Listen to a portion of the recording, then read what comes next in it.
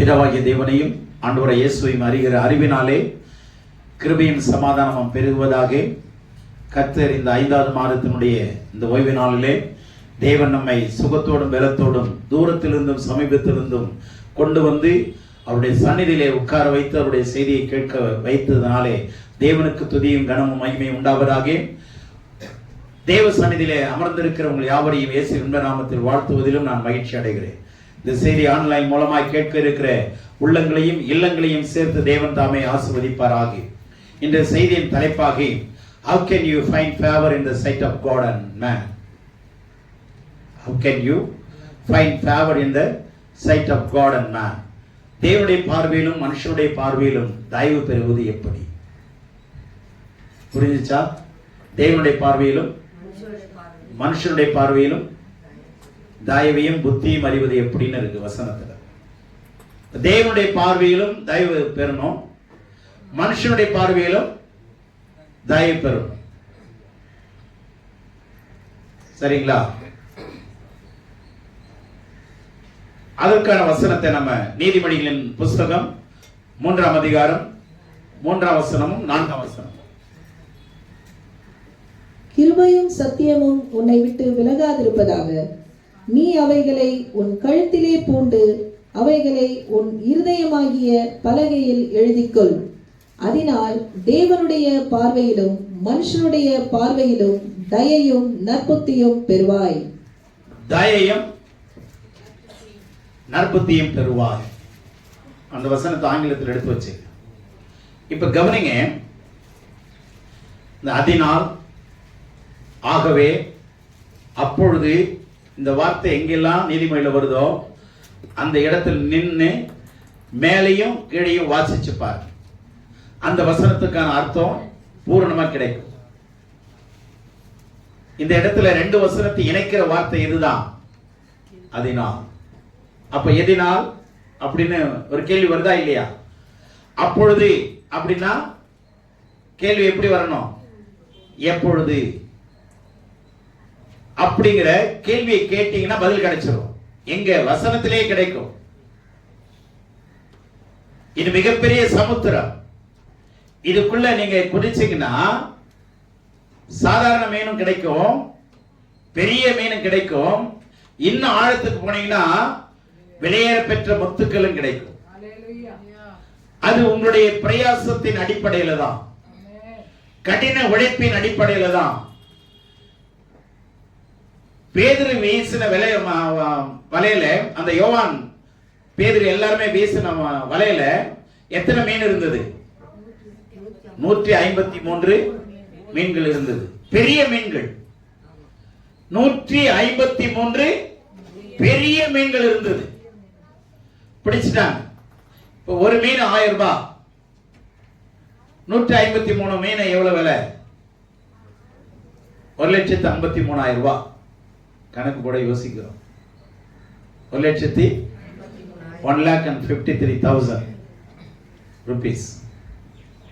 அத இப்ப இருக்கு 153 மீனை பிடிச்சிட்டாங்க. இப்ப ஆண்டவர் கேட்கிறார், ஹலோ பீட்டர், வா. என்ன ஆண்டவரே? 153 மீனை காட்டுறாரு. காமிச்சிட்டு சொல்றாரு, இவைகளை பார்க்கிலும் நீ என்னை அன்பு கூறுவாயா? தமிழ்ல இவர்களைன்னு இருக்கு, தவறுதலான மொழிபெயர்ப்பு. இவர்களைன்னா அங்க சுத்தி இருக்கிற சீஷர்கள் 7 பேர் 6 பேர், அவர்களே இல்ல, இவைகளை. அப்படின்னு என்ன? ஏன்னா பேதுரு மீன் பிடிக்கிறதுல சிறந்த மனிதன், வல்லுனர். சரியா? அப்ப அவன் கணக்கு போட்டிருப்பானா இல்லையா? ஒரு மீனுக்கு இவ்வளவு ரூபாய்னா இத்தனை மீனுக்கு இவ்வளவு ரூபான்னு கணக்கு போட்டிருப்பானா இல்லையா? இப்ப 1,53,000 ரூபாய ஆண்டவர் சொல்றாரு, இதை விடுறதுக்கு உனக்கு பிரியமான்னு கேட்கிறார். எப்படி இருக்கும் நமக்கு? நம்ம என்ன சொல்லுவோம்னு நினைக்கிறீங்க? அந்த இடத்துல நம்மளை கேட்கிறாரு, 1,53,000 ரூபாய். நான் சொன்ன கவுண்ட் சரிதானே? அறிவு சரிதானே? நம்ம அந்த இடத்துல என்ன சொல்லியிருப்போம்? இவைகளை பார்க்கிலும் நீ என்னை அன்பு கூறுகிறாயா? அதிகமாய் அன்பு கூறுகிறாயா? என்ன சொல்லியிருப்போம்னு யோசிங்க. ஆனா இன்ஸ்டன்டா கொடுத்த பதில் என்ன? உங்களை நான் ரொம்ப நேசிக்கிறேன், இது எனக்கு வேணாம் சொல்லிட்டானா இல்லையா? அதனாலதான் நம்ம பேர் பதிக்கப்பட்டிருக்கு பைபிள்ல. உலகத்தையும் உலகத்தில் உள்ளவைகளையும் என்ன பண்ணக்கூடாது? அன்பு கூறாதே. நீ விரும்புகிற எந்த ஒன்றையும், எந்த பொருளையும், எந்த மனுஷனையும், எந்த மனுஷியையும் என்னை விட நீ அதிகமா நேசிச்சா நீ எனக்கு சீஷனா இருக்க மாட்டாய். ஆகவே இந்த இணைக்கிற வசனத்தை விடாதீங்க. அதுவும் நீதிமொழியில விடாதீங்க.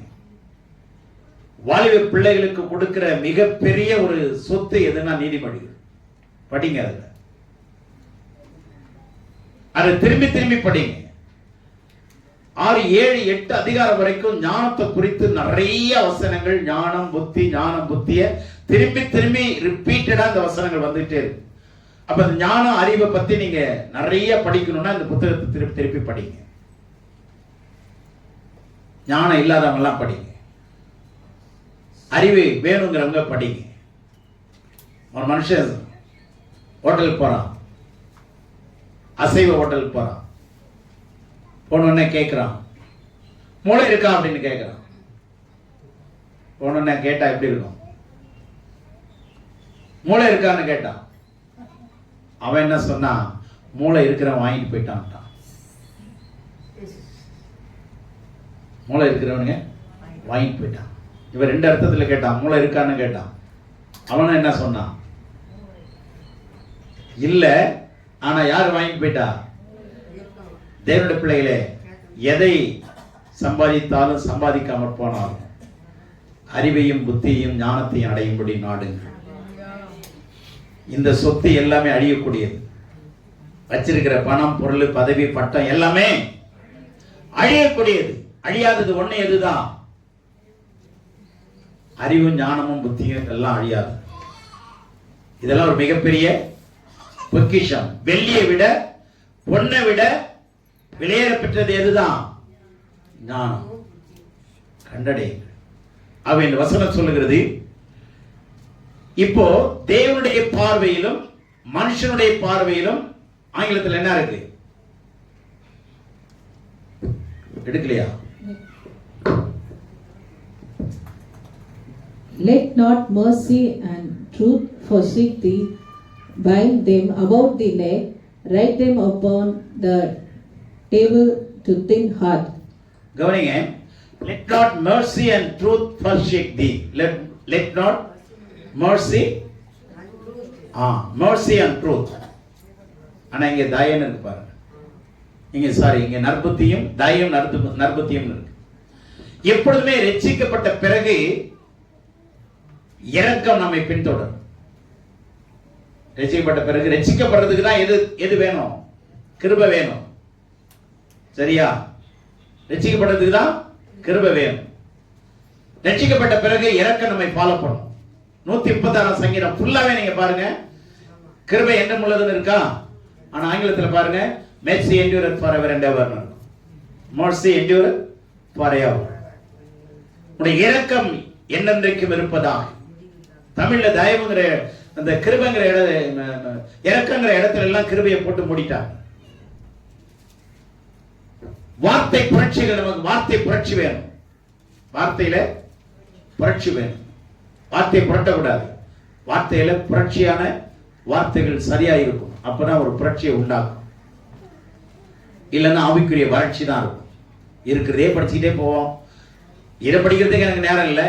இதை எப்படி நான் பள்ளத்தை மூடி நான் எப்படி படிக்கிறது? தப்ப மறைச்சி அல்லது அகற்றி நான் எப்படி படிக்க முடியும்? அப்படின்னா ஆவிக்குரிய வாழ்க்கை வறண்டு போயிருக்கும். உங்களுடைய ஆசீர்வாதம் புரண்டு வராது.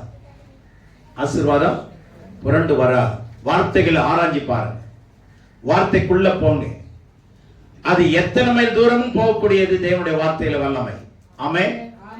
ஆகவே கவனிங்க, இப்போ ஒரு மனுஷனுக்கு என்னன்னா, தேவனுடைய பார்வையிலும் இந்த இரக்கமும் சத்தியமும் தேவை. இரக்கமும் நல்ல வார்த்தை. Thou shall find favor and good understanding. உனக்கு தயவும் நற்புத்தியும் கிடைக்கும்.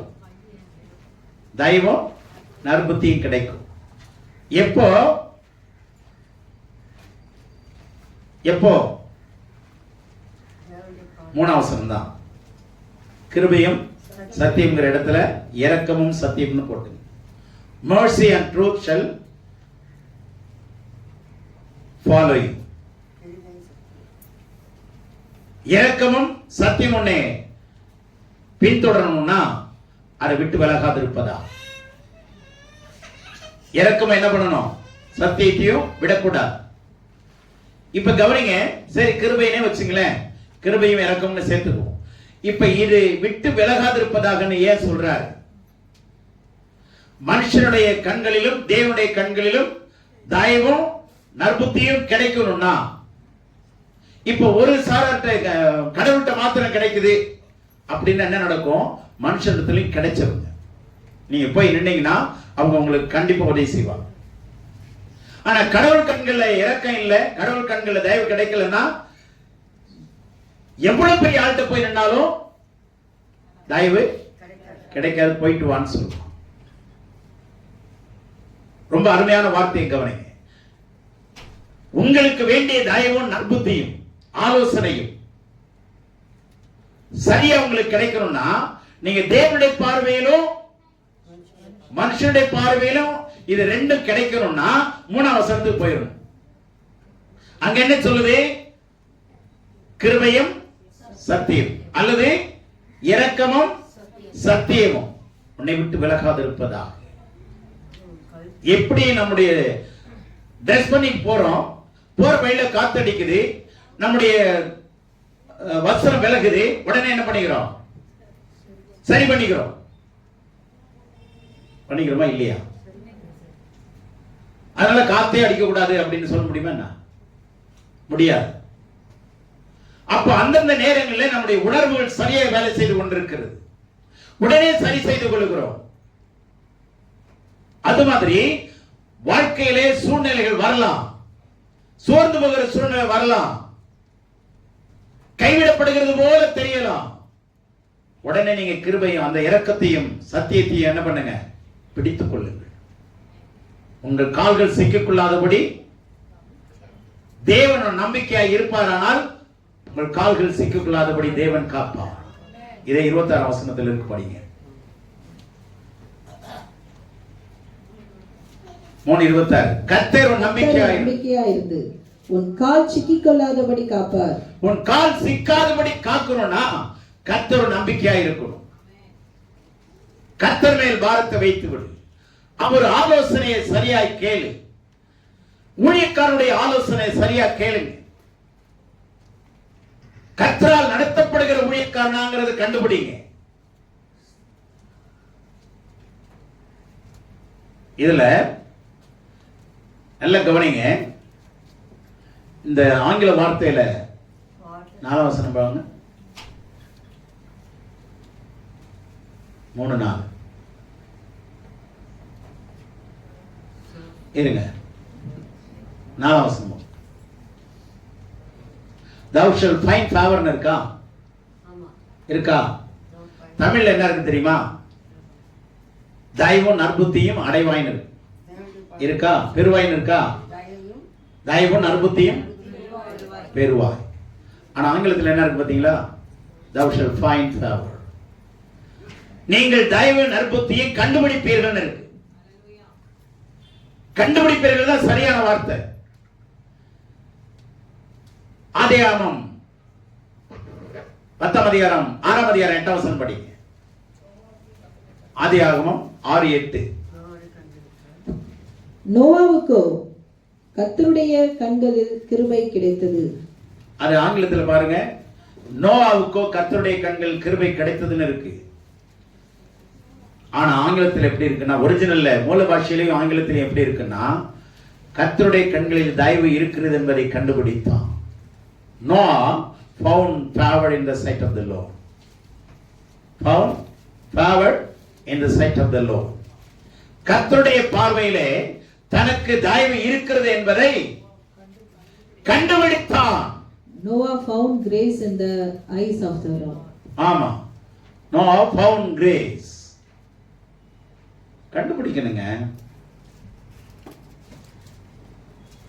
ஆண்டவர் எல்லாவற்றையுமே என்ன செய்து வைத்திருக்கிறார்? மறைத்து வைத்திருக்கிறார். மறைத்து வைப்பது, காரியத்தை மறைப்பது தேவனுக்கு மேன்மை. காரியத்தை ஆராய்வது ராஜாக்களுக்கு மேன்மை. ஆண்டவர் வெள்ளியையும் தங்கத்தையும் மண்ணுக்குள்ள மறைச்சு வச்சிருக்கிறாரா இல்லையா? வச்சிருக்கிறாரா இல்லையா? ஆனா கண்டுபிடிக்கிறானா மனுஷன்? எத்தனை அடி ஆழம் போறான்? சுரங்கத்துக்குள்ள போறாங்களா? கண்டுபிடிக்கிறாங்களா? அது மாதிரி கண்டுபிடிங்கன்னு சொல்லி 2ஆம் அதிகாரத்திலே புதையல்களை தேடுகிறது போல தேடுவாய். தேடணுங்க, ஹார்ட் ஒர்க் பண்ணணும். சும்மா பைபிளை தூக்கி வச்சுக்கிட்டு உட்கார்ந்துகிட்டு இருக்கிறதுல பக்தி அது வேஷம். பைபிளை நான் வச்சிருக்கிறேன், பைபிளை படிக்கிறேங்கிறது வேஷமா மாறிடக்கூடாது. புதையல்களை தேடுகிறது போல. இந்த வார்த்தை என்ன அழகா இருக்கு பாருங்க. 4ஆம் வசனம் 2ஆம் அதிகாரம். இருமா, அதை வெள்ளியை போல் நாடி புதையல்களை தேடுகிறது போல் தேடுவாயாகில். கவனிங்க, வெள்ளியை போல் நாடி புதையல்களை தேடுகிறது போல தேடுவாயாகில். சும்மா கீழே கடக்கம் போய் பறிக்கிட்டு வரணும் இல்லை. have to work hard. ஆமென். கடின உழைப்பு வேணுங்க. பவுல் சொல்றாரு பிரயாசப்படுங்கள், பிரயாசப்படுங்கள்னு சொல்றாரா? அப்ப என்ன அர்த்தம்? அதிகமா வேலை செய்யுங்க. கடின உழைப்பு தேவை. தேவனுடைய பிள்ளைகளே, கடின உழைப்பு தேவை. சும்மா நான் 2 வசனத்தை வாசிக்கிறேன், ஒரு அதிகாரம் வாசிக்கிறேன், டெய்லி வாசிக்கிறேன். இது என்னன்னா கிறிஸ்தவ சாயல்ல இருக்கிறவங்க. கிறிஸ்தவ சாயம் பூசி இருக்கு. கிறிஸ்தவ சாயம். நானும் கிறிஸ்தவங்க தான், நாங்களும் ஆண்டவருடைய பிள்ளைங்க தான், நாங்களும் சபைக்கு போறவங்க தான் அப்படின்ற சாயத்துக்குள்ள இருக்கிறோம். ஆனா கடின உழைப்புல இருக்கிறவங்க ஆண்டவருடைய சாயலாய் மாறுவார்கள். எத்தனை பேர் சந்தோஷப்படுறீங்க? சாயம் வேற, சாயல் வேற. இன்னைக்கு 2 கூட்டம் இருக்கு. ஒன்னு பெற்றுக்கொள்ற கூட்டம், இன்னொன்னு கற்றுக்கொள்ற கூட்டம். எந்த கூட்டத்தில் ஜனங்கள் நிறைய இருப்பாங்கன்னு நினைக்கிறீங்க? எந்த கூட்டம் தான்? பெற்றுக்கொள்ற கூட்டம் தானே. ஆனா கற்றுக்கொள்ற கூட்டம் எத்தனை பேர் இருக்கிறீங்க? எத்தனை பேர் கற்றுக்கொள்றீங்க சொல்லுங்க பார்க்கலாம். ஆனா இப்ப நீங்க கேர்லெஸ்ஸா இருக்கிறீங்க. இப்பவும் நான் சொல்றேன், நிறைய பேர் கேர்லெஸ்ஸா இருக்கிறீங்க. அவர் என்ன சொன்னா சொல்லிட்டு போறாரு, நமக்கு என்ன சொல்றதான சொல்றாரு. அப்படிதான் நோவா சொல்லிட்டு இருந்தான். 120 வருஷம் என்ன பண்ணாரு? பிரசங்கம் பண்ணாரு. மழை வரப்போகுது, மழை வரப்போகுது, எல்லாரும் எதுக்குள்ள வந்துருங்க? பேழைக்குள்ள வந்துருங்க. கோழையா இருந்தா தப்பு இல்லை, ஏழையா இருந்த தப்பு இல்லை, கோழையா இருந்துராது. பேழைக்குள்ள வந்து ஏழையும் கோழையும் எதுக்குள்ள வந்துரு? பேழைக்குள்ள வந்துரு, காப்பாத்திடுவோம். எவனாவது வந்தானா? வரல. வராதவங்களாம் என்ன எப்படி ஆனா? மூச்சு முட்டி, தண்ணி குடிச்சு, வயிறு வீங்கி, என்ன ஆச்சு? தண்ணிக்குள்ள போயிட்டான். ஆனா அந்த 8 பேர் மாத்திரம் காக்கப்பட்டார். 8ன்னு அர்த்தம் என்ன தெரியுமா? நியூ லைஃப் அர்த்தம். புதிய ஜீவனுக்கு ஆண்டவர் நடத்துவார். ஒவ்வொரு வார்த்தையிலையும் ஒவ்வொரு எழுத்துலையும் அற்புதம் இருக்குங்க. பேழைக்குள்ள வந்துட்டீங்கன்னா வெளியில போக முடியாது. உங்க இஷ்டம் போல என்ன பண்ண முடியாது. பேழைக்குள்ள வந்தவங்க சொல்லுங்க, இஷ்டம் போல போக முடியாது. ஏன்னா கதவை லாக் பண்ணி சாவி யார் கையில வச்சிருக்கிறது? ஆமா. பூட்டு வெளியில தொங்குதா? உள்ள பூட்டிக்குவான்னு சொல்லல. நான் கூப்பிட்டுப்பா உள்ள லாக் பண்ணிக்கோ அப்படி என்ன ஆகும்? ஆஹா, என்ன ஆகும்? நோவன் மிரட்டுவான். ஏய், அதை தரக்குறியா இல்லையா? எவ்வளவு நாள் அங்க இருக்குது? எனக்கு நீச்சல்லாம் தெரியும், தர மிரட்டுவானா இல்லையா? இதெல்லாம் மிரட்டுற ஆளு, உருட்டுற ஆளெல்லாம் இருக்குதுன்னு தெரிஞ்சுதான் ஆண்டவரே பூட்டிட்டார். புரிஞ்சதா? நினைச்சா கூட எங்க பண்ண முடியாது, திறக்க முடியாது. நினைச்சாலும் போக முடியாது. எழுதினது எழுதினது, பூட்டினது பூட்டினதுதான். ஒருவனும் திறக்க முடியாது. கர்த்தர் பூட்டினா திறக்க முடியாது. கர்த்தர் தந்த ஒருத்தரும் முடியாது. உள்ளுக்குள்ள இருந்தீங்கன்னா சேஃப்டி. எச்சரிக்கையோட இருங்க. நான் பலமுறை சொல்றேன், பேடையில இருக்கிற மாதிரி நினைச்சிட்டு இருக்கிறீங்க. ஆனா ஆபத்து வந்ததுன்னா தப்பிக்க முடியாது. கண்டுபிடிங்க. கர்த்தருடைய கண்களை என்ன விதமான தயவு இருக்குங்கிறத கண்டுபிடிங்க. என்ன விதமான தயவு இருக்குங்கிறத கண்டுபிடிக்கிறது தான் புத்திசாலி. ஆமென். கண்டுபிடிச்சவனுக்கு என்ன கொடுத்தார் ஆண்டவரே? நோ கண்டுபிடிச்சான்ல தயவு இருக்குதுன்னு. என்ன விதமான தயவுன்னு கண்டுபிடிச்சான்ல, என்ன என்ன ப்ராஜெக்ட கொடுத்தாரு? புரிஞ்சதா? இவ்வளவு பெரிய விஷயங்க. உலகத்திலே கப்பல்ங்கிறது இல்லாத ஒன்று, அறியாத ஒன்று. அதுக்கு மூலாதாரமா நீல அகலம்லாம் கொடுத்து அளவெல்லாம் கொடுத்து எப்படி தேவன் அதை கட்ட வச்சாரு பாருங்க. புரிஞ்சதா? அப்ப கண்டுபிடிக்கிறவங்களுக்கு தாங்க ஆண்டவர் ஆசீர்வாதங்களை கொடுப்பார், ஊழியங்களை கொடுப்பார், தரிசனங்களை கொடுப்பார். விஷன் மிஷன் எல்லாம் ஃபாலோ பண்ணும். விஷனை கர்த்தர் கொடுப்பார். அதுக்கப்புறம் அந்த விஷனை சார்ந்து மிஷனை கர்த்தர் கொடுப்பார்.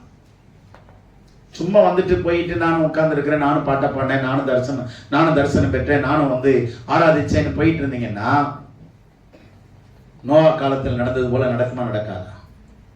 சொல்றாரா இல்லையா? நோவா காலத்துல நடந்தது போல நடக்கும். தயவுசெய்து நீங்கள் நானும் கர்த்தருடைய பார்வையிலும் கடவுளுடைய பார்வையிலும் மனுஷனுடைய பார்வையிலும் தயவும் நற்புத்தியும் அடையணும்னா இந்த சத்தியத்தையும் இரக்கத்தையும் விட்டு விலகாதீர்கள். கர்த்தருடைய இரக்கத்தை விட்டு விட்டு விட்டு என்ன பண்ணிடக்கூடாது? விலகக்கூடாது. அடுத்தது எதுக்குள்ள என்ன? எதுக்குள்ள இருக்கணும்? சத்தியத்துக்குள்ள இருக்கணுங்க. கிருபையும் சத்தியமும், இரக்கமும் சத்தியமும் என்ன பண்ணக்கூடாது?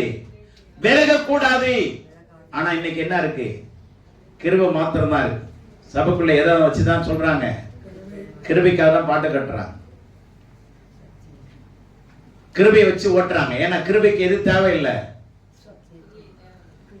சத்தியம் தேவையில்லையா? கிரியை தேவையில்லை. அதனால நம்மளால நோவாம நம்ப கும்பிடலாம்.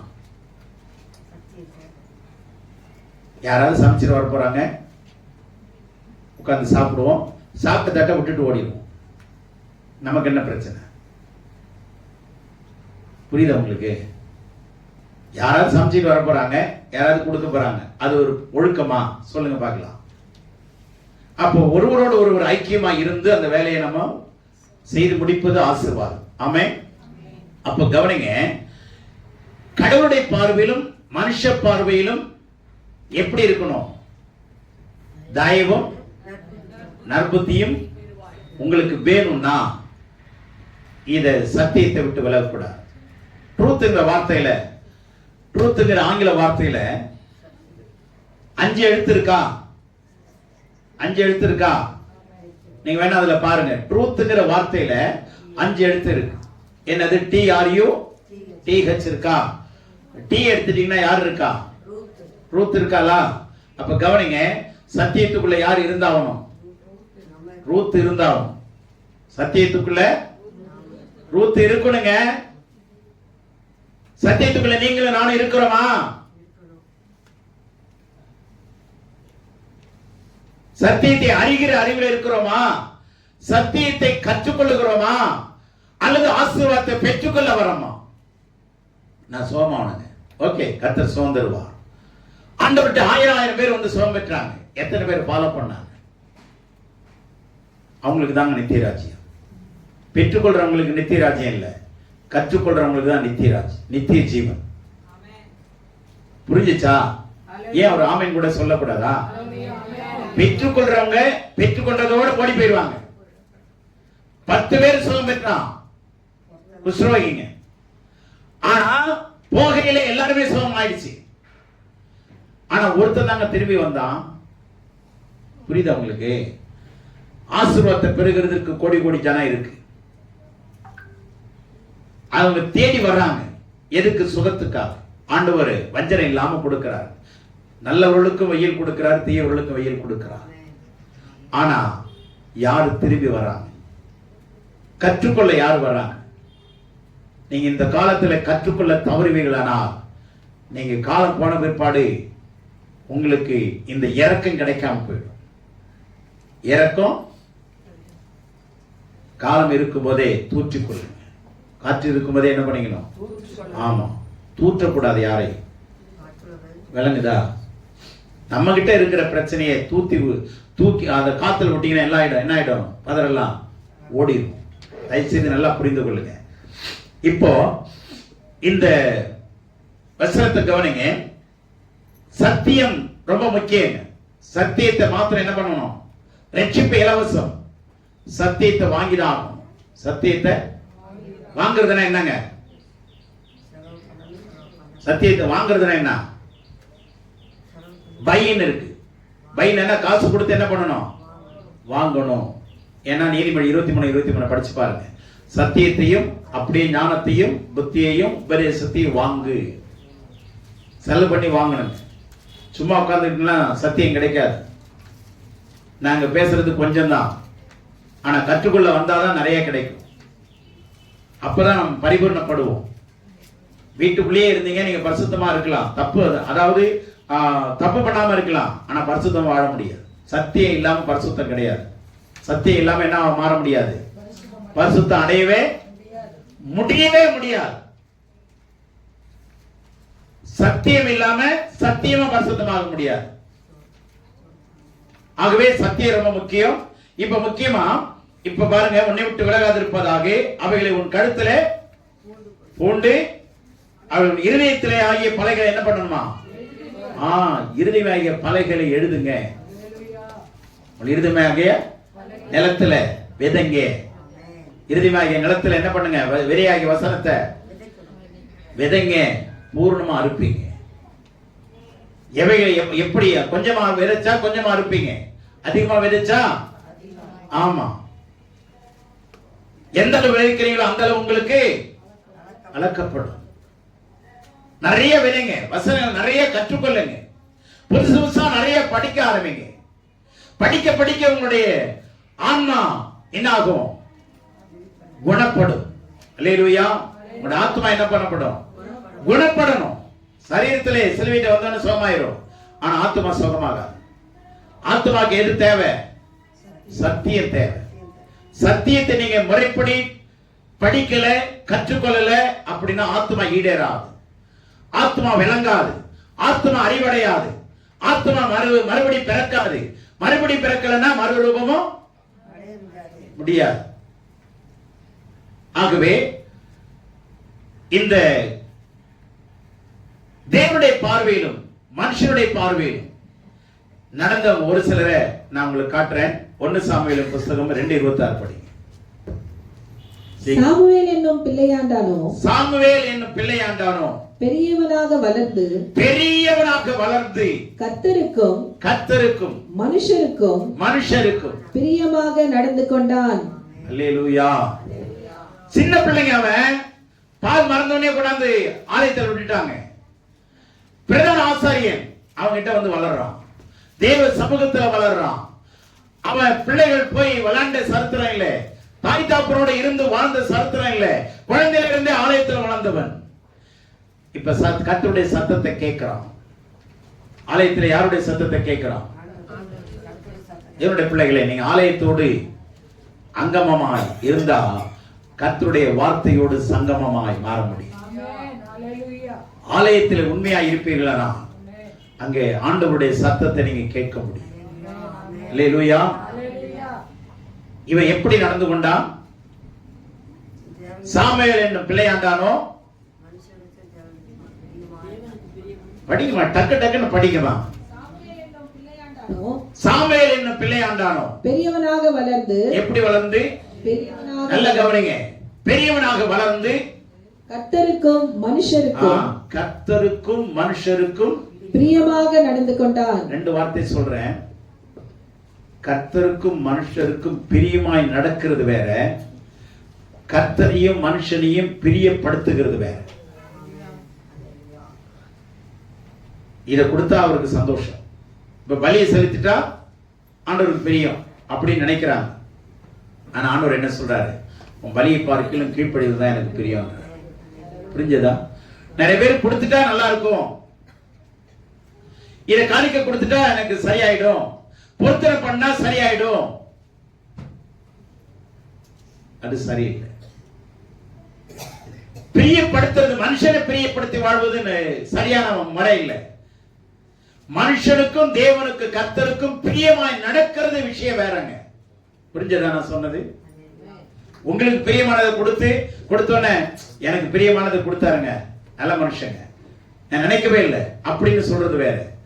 ஆனா பொல்லாதவங்களுக்கும் நல்லவங்களுக்கு நடுவுல அவங்க பிரியமா நாம நடக்கிறதாங்க விசேஷமான சாட்சி. புரிஞ்சுச்சா நான் பேசுறது? மனுஷனை பிரியப்படுத்தி வாழ்ற வாழ்க்கை அல்ல.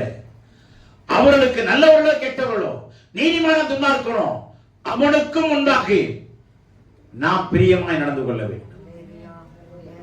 புரிஞ்சதா? நாம எப்படி நடக்கணும்? அடுத்தது 1 சாமுவேல் 18ஆம் அதிகாரம் 5ஆம் வசனம். தாவீது சவுல் தன்னை அனுப்புகிற எவ்விடத்துக்கும் போய் புத்தியாய் காரியத்தை நடப்பித்ததினால் சவுல் அவனை யுத்த மனுஷரின் மேல் அதிகாரியாக்கினான். அவன் எல்லா ஜனத்தின் கண்களுக்கும், கவனிங்க, எல்லா ஜனத்தின் கண்களுக்கும், சவுலுடைய ஊழியக்காரருடைய கண்களுக்கும் கூட பிரியமாயிருந்தான். பாத்தீங்களா? தாவீது எல்லா ஜனத்துக்கும், அப்புறம் சவுலுடைய ஊழியக்காரர் கூட பேசாதீங்க, நல்ல கவனிங்க. எல்லா ஜனத்துக்கும் உண்டாகி சவுலுடைய வேலைக்காரர்கள், ஊழியக்காரர்கள், ஹையர் அபிஷியல்ஸ் எல்லாம் இருக்காங்கல்ல, அவங்களுக்கு முன்பாக என்ன பண்ணாங்க? பிரியமாய் நடந்தா.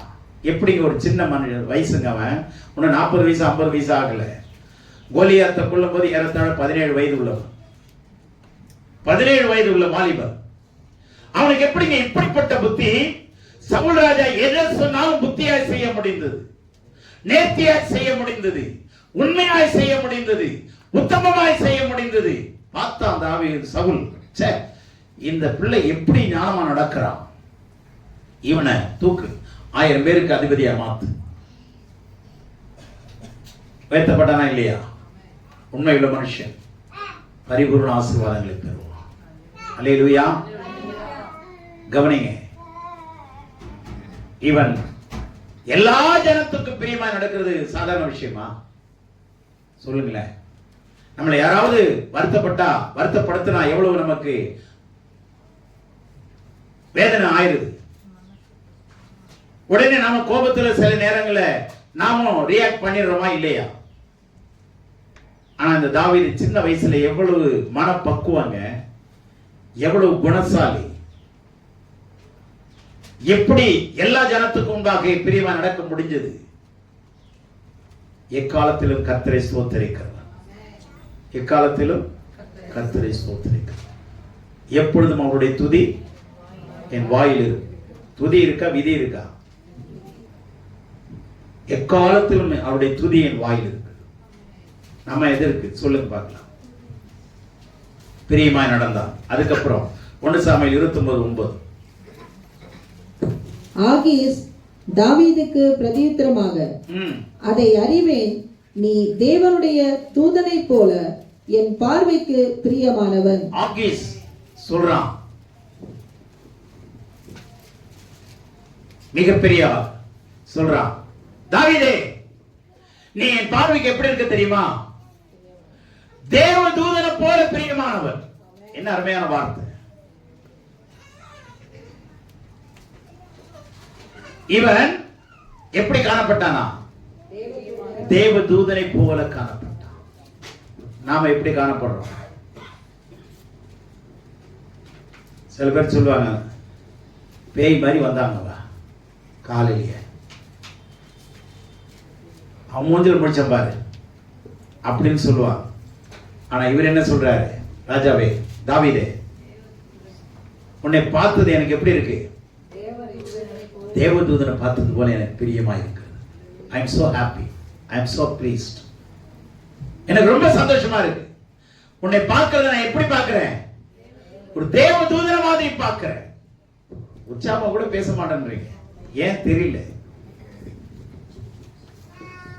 அந்த ஆவியாவுடைய அசைவு இருக்குனுங்க. நாங்க வாலிப நாட்கள்ல முன்னாடி உட்கார்ந்துருப்போம், எங்க சத்தம் தான் அதிகமா இருக்கும் சபைக்குள்ள. தேவனுடைய பிள்ளைகளே, உற்சாகத்தினால இருக்கணும். தேவதூதனை போல காணப்பட்டான். எப்படி காணப்பட்டான்? நாம எப்படி காணப்படுறோம்? பலபலன்னு இருக்கிறோம் இல்லையா?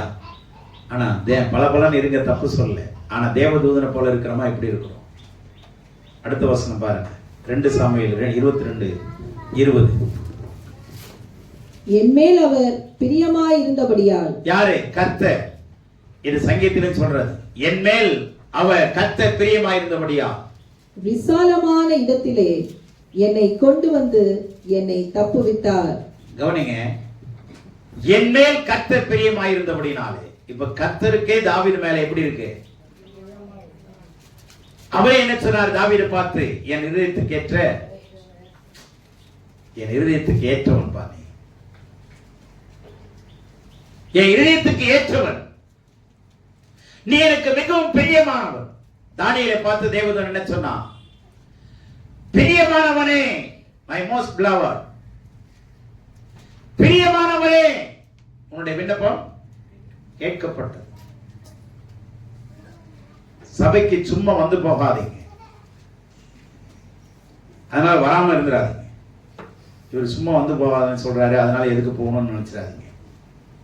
வளரும்படி வாங்க. ஆமென்.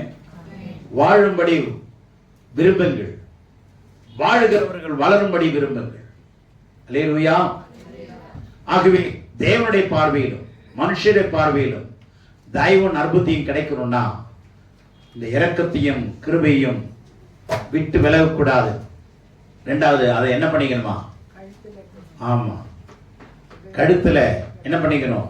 அணிந்து கொள்ளும். இது இருக்கோ அது இல்லையோ, நம்ம கழுத்துல என்ன தொங்குது? மைனர்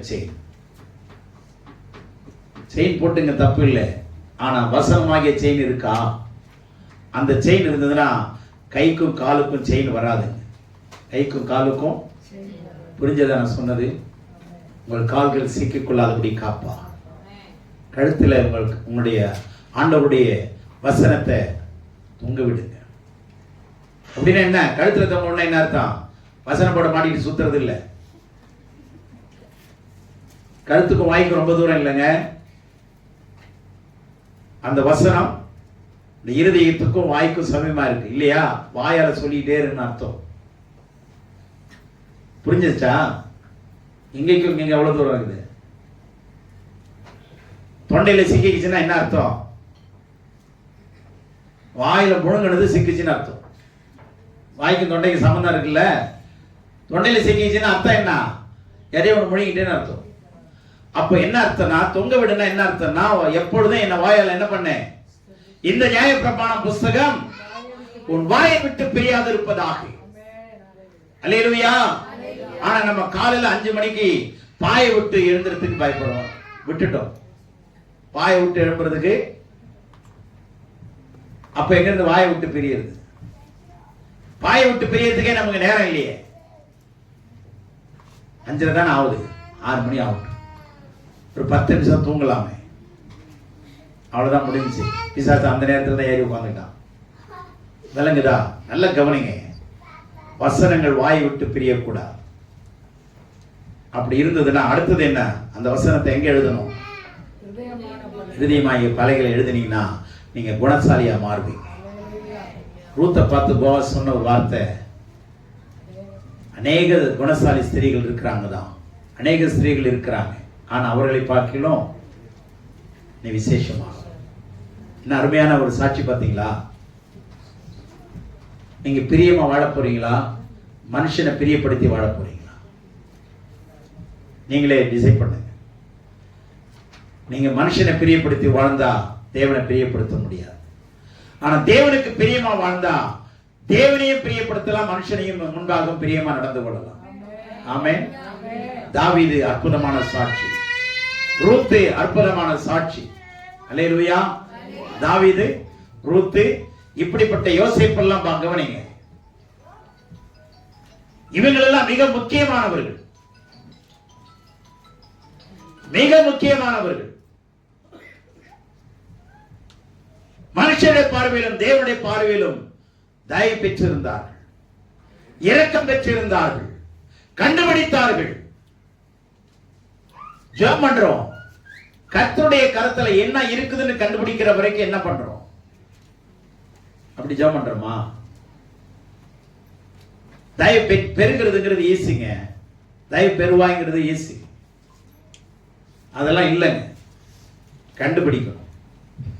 என்னுடைய ஆண்டவருடைய கண்கள்ல என்ன விதமான தயவு இருக்கு, என்ன விதமான பொறுப்புகளை கொடுக்கிறார், என்ன விதமான அழைப்பு எனக்காக, என்னை சார்ந்த அழைப்பு என்ன, என்னை சார்ந்த வேலை என்ன, என்னை சார்ந்த பொறுப்பு என்ன, என்னை சார்ந்த உத்தரவாதம் என்ன, என்னை சார்ந்த தரிசனம் என்ன, என்னை சார்ந்த தரிசனத்தின் அடிப்படையில் ஊழியம் என்ன? ஃபைண்ட் அவுட், கண்டுபிடிங்க, கஷ்டப்படுங்க, ஆண்டவருடைய பாதத்தில் உட்காருங்க, கேளுங்க. எது வரைக்கும்?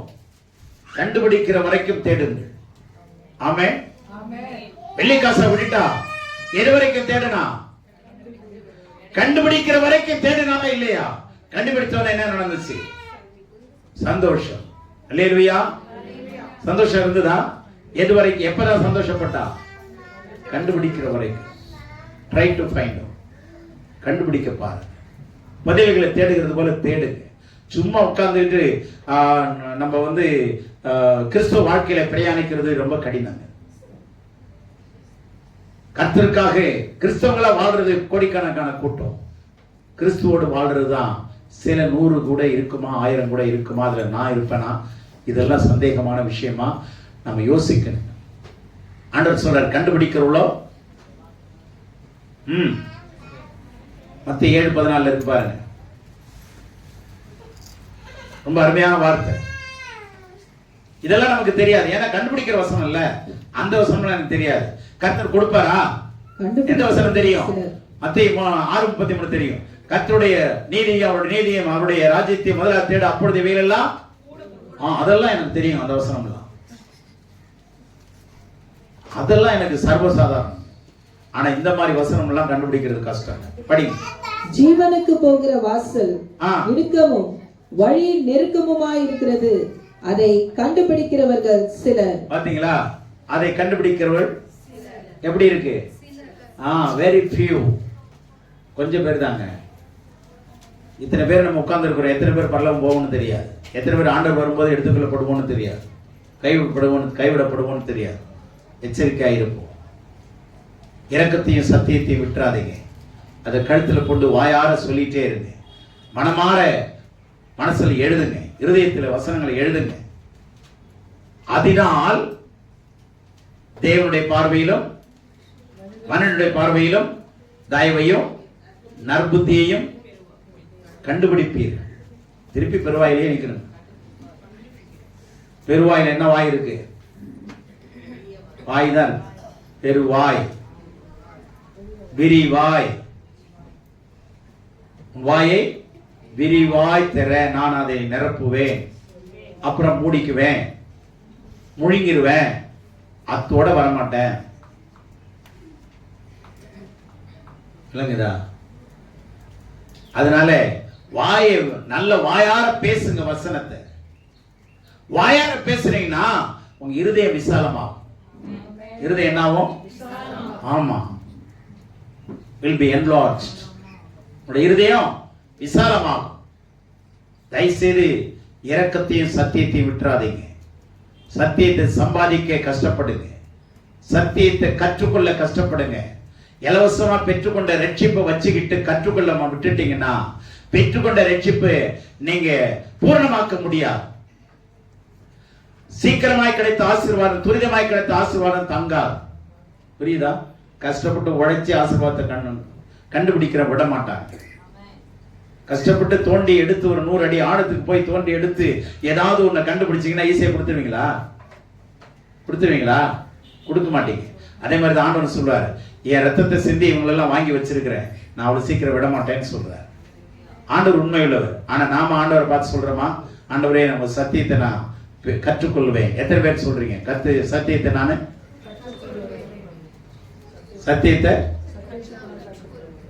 சத்தியத்தை கற்றுக்கொள்வேன்? ஆண்டவர் நேரா சொல்லுங்க, நான் இனிமே சத்தியத்தை கற்றுக்கொள்வேன். பெற்றுக்கொண்டது போதும் ஆண்டவரே, என்னை கற்றுக்கொள்றது அதிகமா இருக்கும். சொல்லுங்க, பெற்றுக்கொண்டது போதும். இப்படி வச்சு கூடாது, கொஞ்சம் பார்க்கட்டும், பார்க்காம இருக்கட்டும். சரியா? பெற்றுக்கொண்டது போதும் ஆண்டவரே, கற்றுக்கொள்றது அதிகமா இருக்கணும். சொல்லுங்க, கற்றுக்கொள்றது அதிகமா இருக்கணும். அங்கதாங்க சரக்கே இருக்கு, அங்கதான் உங்களுக்கு ஆதாரமே இருக்கு. கர்த்தர் நம்மை ஆசீர்வதிப்பாராக. கர்த்தர் நம்மோடு இருந்து செய்யும் காரியம் பயங்கரமா இருக்கும். மனுஷர் கண்களிலும் தேவனுடைய கண்களிலும் தயவும் நற்புத்தியும் அடையணும்னா சத்தியத்தை வாங்குங்க, கற்றுக்கொள்ளுங்க. கற்றுக்கொண்டதை பெற்றுக்கொள்ளுங்க, பெற்றுக்கொண்டதை நடைமுறைப்படுத்துங்க. நடைமுறைப்படுத்தும் போது கர்த்தர் உங்களிலிருந்து வெளிப்படுவார். தேவன் தாமே உங்களை ஆசீர்வதிப்பாராக. ஆமென்.